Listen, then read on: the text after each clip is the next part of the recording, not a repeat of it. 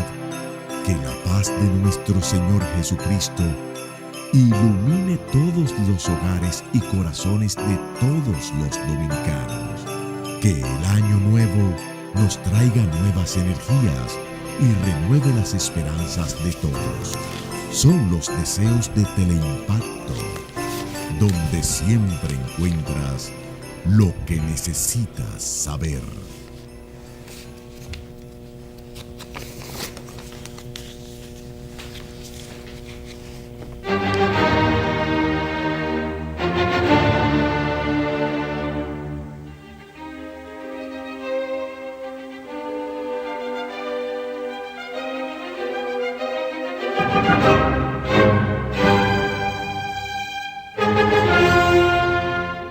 Saludos dominicanos, todo el territorio de la República. Les habla el poder de Anita, Agenda Nacional. Vamos a a tomar la agenda donde se quedó la semana pasada, las elecciones de Haití y algunos de los problemas que tenemos incubándose en nuestro país. Desde la semana pasada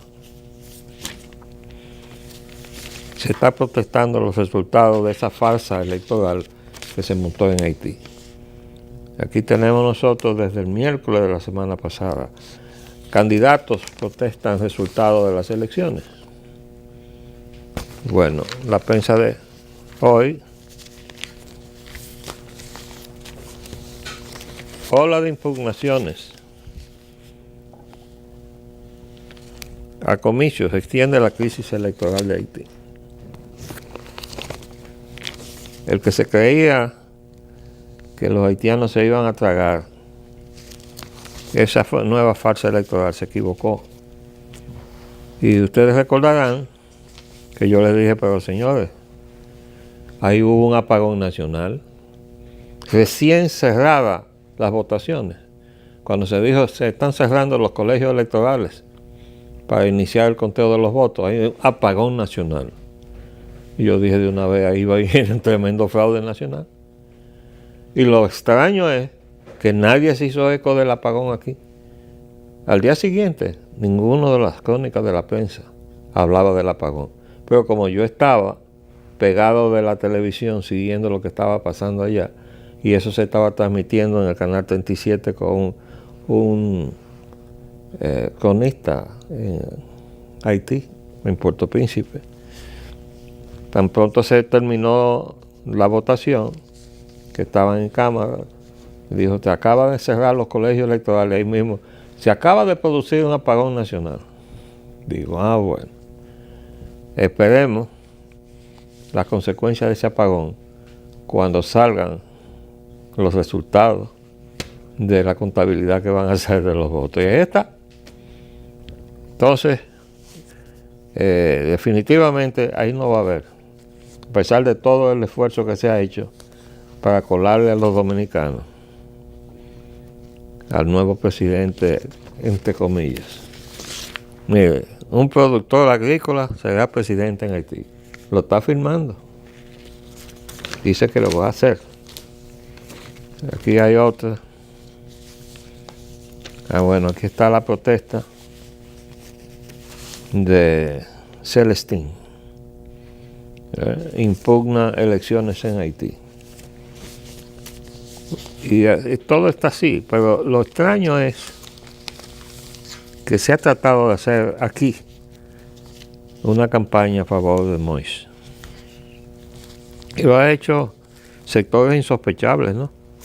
El mismo Pelegrín Castillo dio una declaración que se entendió como que recibía como un resultado de las elecciones la elección del señor Moïse. Aquí también hay otros reportajes. Jovenel Moïse dice estar listo para gobernar en Haití. O sea, la prensa.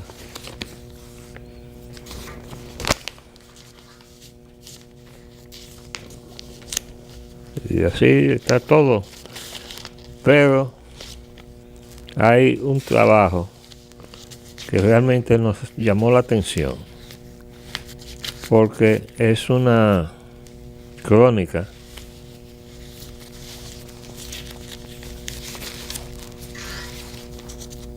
en el periódico Listín Diario de una página completa. Mire. Nexos, Haití y República Dominicana podrían ser mejores con Moïse. ¿Por qué?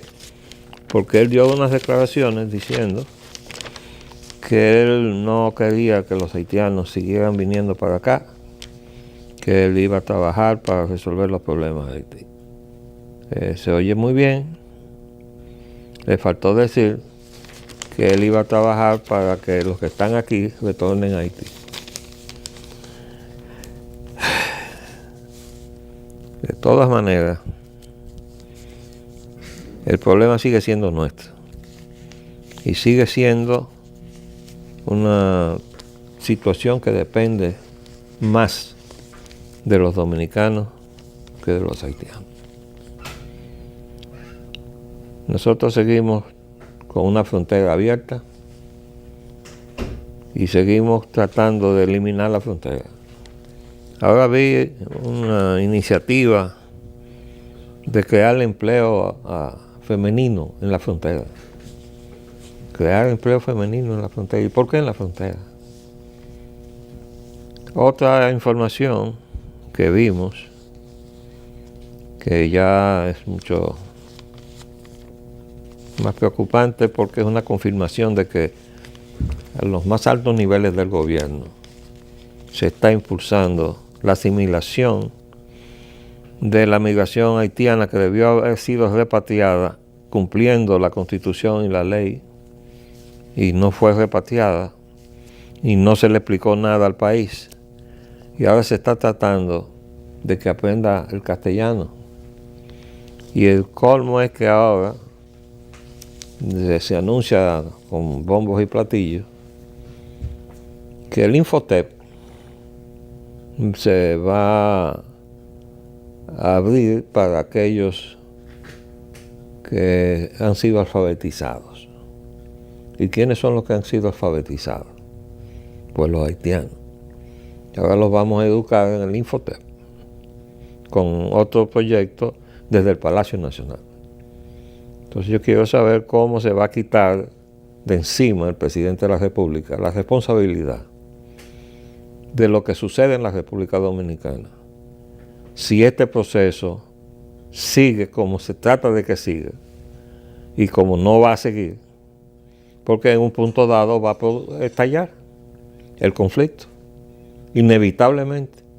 Y si los que están sentados en el Palacio Nacional no lo perciben, están realmente carentes del más elemental sentido de la realidad.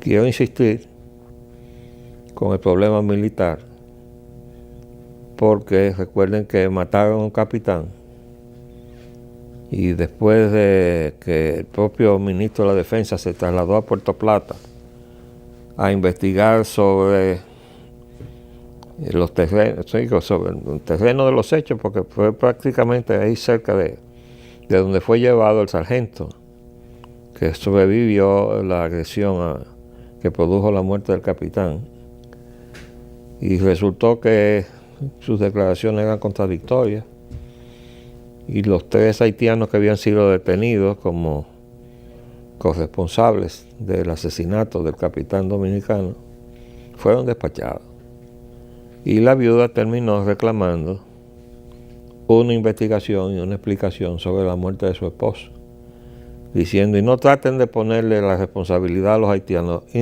dejando ver que la muerte de su esposo ya podría provenir incluso de las propias filas militares. Y yo dije aquí que el hecho de que los haitianos hubieran matado a un capitán dominicano en la frontera ya era prácticamente una declaración de guerra, pero que el hecho de que hubiera caído en manos de sus compañeros era todavía más grave.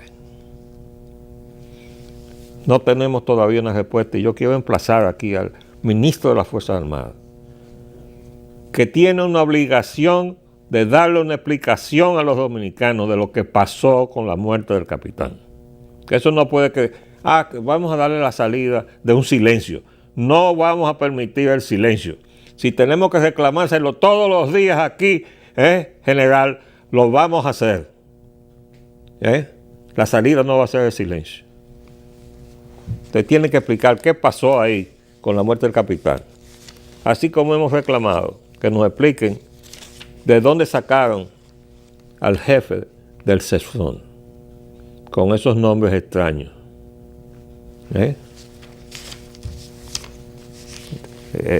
Ya les he dicho, nosotros estamos pisando un terreno cenagoso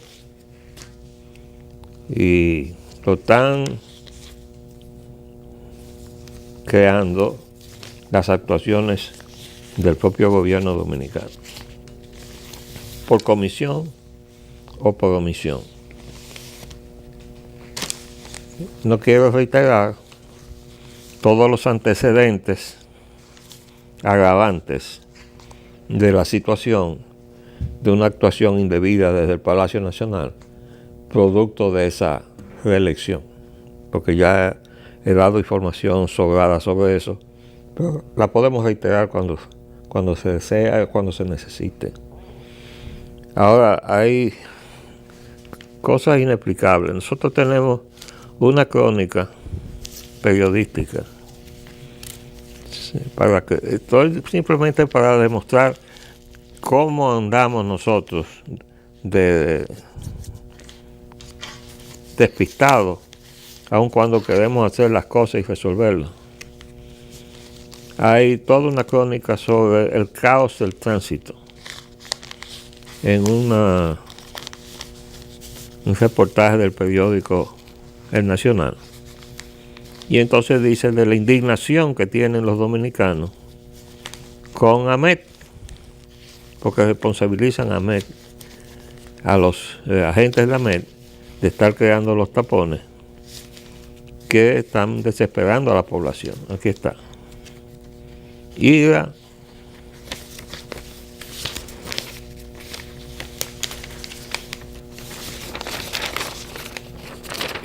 en las calles. ¿Qué pasa? Ahora mismo tenemos en el Congreso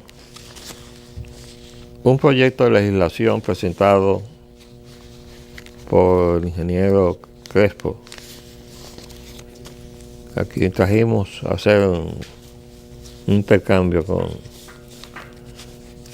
con ustedes, con los amables televidentes, que desde luego no tienen voz porque nosotros no tenemos tiempo para abrir teléfonos. Pero cambiamos impresiones sobre el proyecto. Y yo quise hacerle ver que a mi juicio el proyecto andaba desencaminado. Por la misma razón que está desencaminada la protesta y la intervención de AMET en estos problemas del tránsito. Primero, ¿qué quiere decir AMET? Dice Autoridad Metropolitana de Transporte. La jurisdicción de AMET no es el tránsito, es el transporte. Las congestiones del tránsito son resultado del caos en el transporte. Y desde luego, ¿por qué está despistado el proyecto del amigo Crespo? Porque él quiere resolver el problema del tránsito sin abordar el problema del caos del transporte. O sea, se enfoca en el problema de las congestiones y el cumplimiento de las señales y tal, y los semáforos, pero que ese no es el problema. Es que acabamos en este fin de semana, de presenciar otra más de los eventos que hacen los banqueros para que se importen más vehículos. Ahora fue la feria del Banco Popular, pero antes tuvo la del Banco de Reserva. Seguimos importando vehículos y tenemos un tapón ahora mismo en las vías públicas del país. Entonces, ¿dónde está la respuesta? Bueno, no está en el proyecto de ley.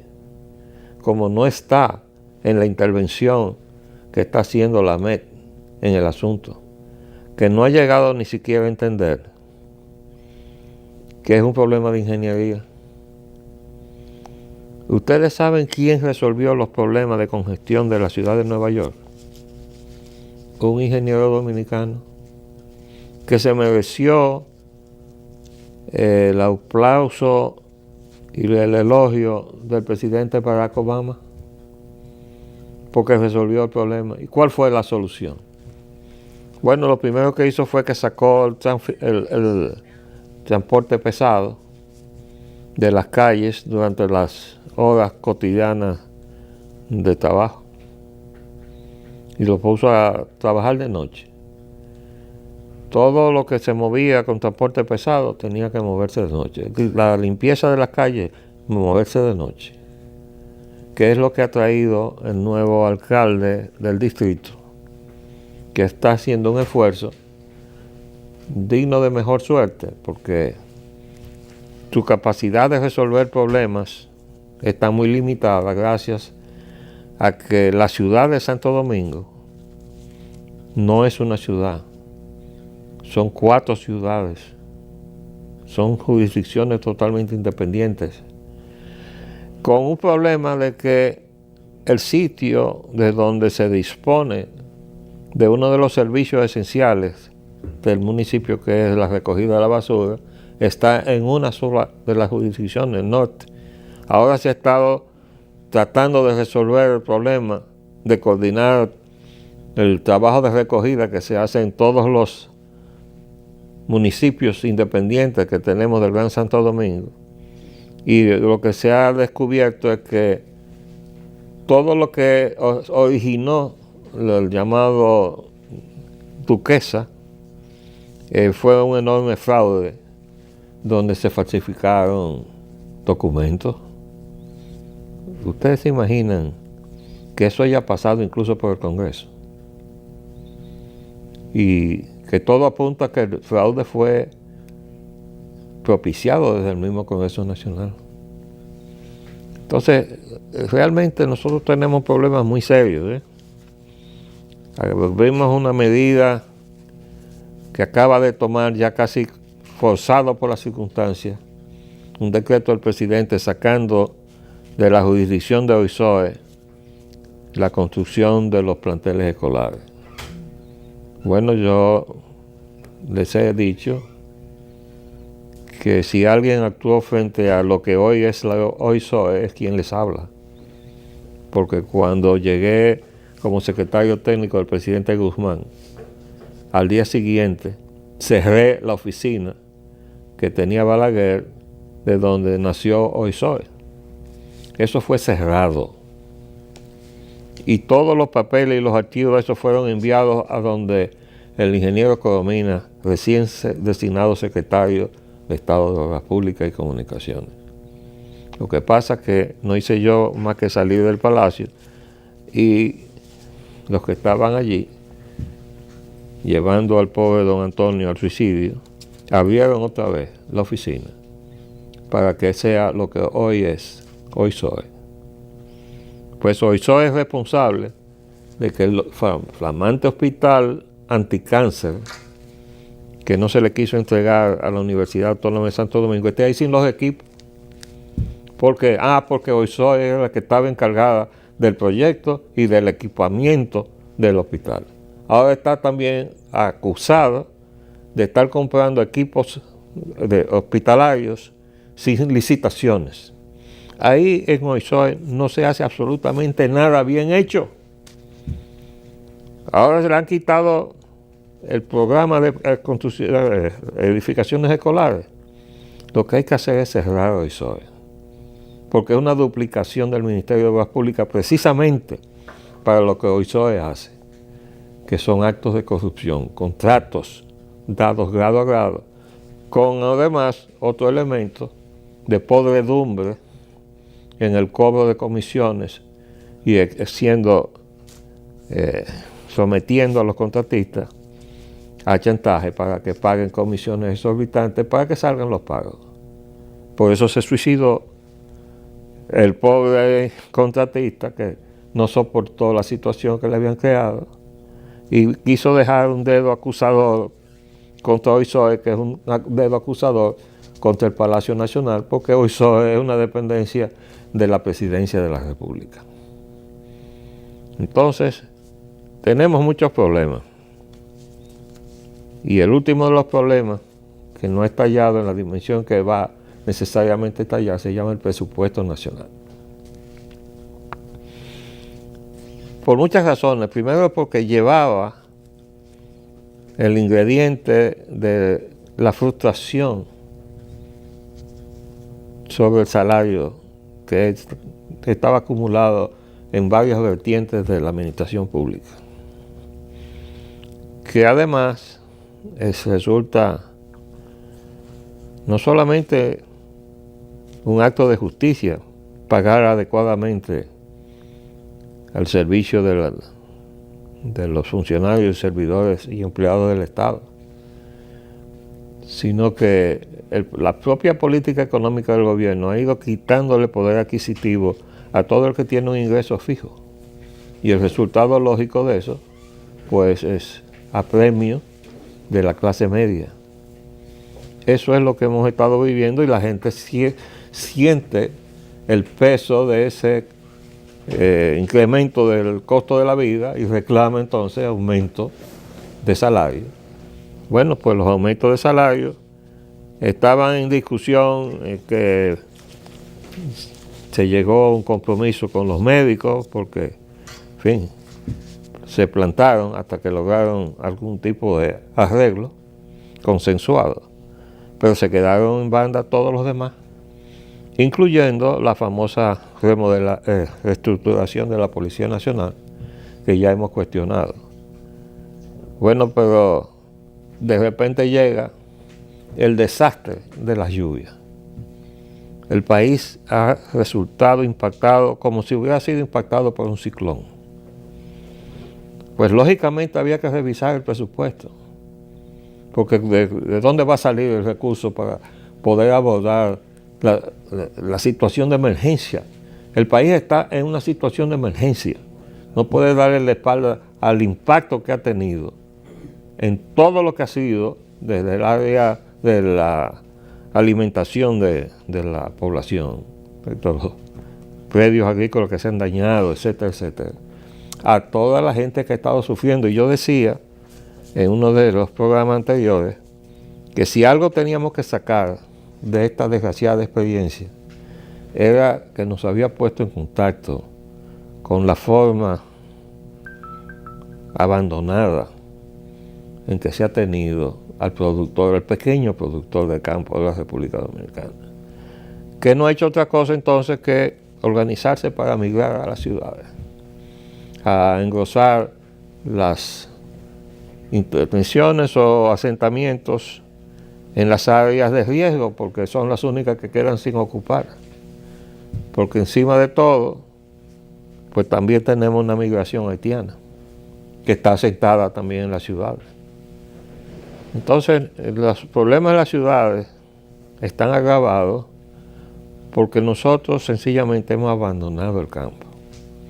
Y esta tragedia lo que ha hecho es poner de relieve la condición de precariedad extrema en que vive el dominicano que se queda en el campo. Entonces, yo no sé hasta dónde esto se ha entendido. Y solamente se está viendo los pies de agua que han entrado y la cosecha que se perdió, pero que mañana se recupera. No se van a recuperar las vidas que se han perdido, pero definitivamente yo creo que lo que tenemos que aprender de todo esto es que no podemos seguir asentando casas en los predios que son agrícolas, que no podemos poner gente en las áreas de riesgo, que cuando llueve fuera de lo normal reclama su cauce. No podemos entonces hacer el ensayo o repetir el ensayo que hemos hecho, que yo creo que ha sido fallido, de la barquita con la nueva barquita, porque no hay recursos para responder a todo el que está en esa condición de riesgo. O sea, si la condición de riesgo es el derecho para que se le entregue un apartamento en un conjunto como Nueva Barquita, yo quisiera saber de dónde van a salir esos recursos. Definitivamente que no del presupuesto, porque el presupuesto no va a alcanzar para todo lo que yo acabo de explicarles.